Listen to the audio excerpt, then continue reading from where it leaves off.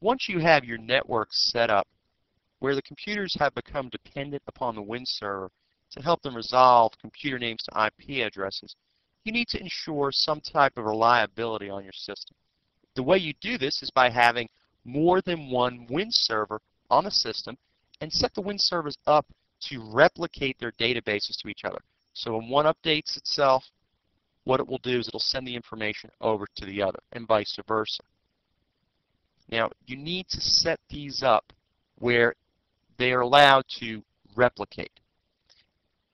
In order to set up replication, when you're working on a Windows 2000 machine, you start by going to Start, Programs, Administrative Tools, then going down here to Wins.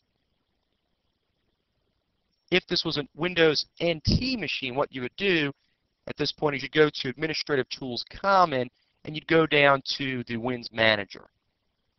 Now once we go into Wins,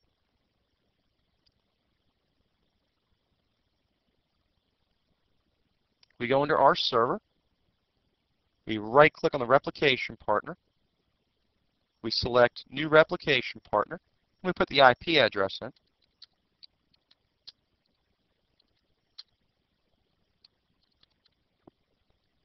We click OK.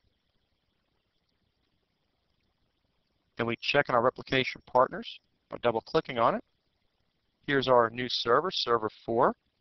Let's right-click on this, go down to Properties. The General tab tells us that it's a replication partner, gives us the computer name and the IP address. Let's go to the Advanced tab. And under this, we notice that the type is push and pull. We can change this to be just push and just pull. Now let's look at what the difference is. Pull replication is typically what you want to have set up for slower lines on a network. You may have some Win servers that are across, say, a telephone line versus in-house, where your bandwidth is very limited. If that's the case, you want to set it up as a pull partner, where every so often it will go to the other Win server and say, hey, send me your database. You could set the start time and the replication interval here.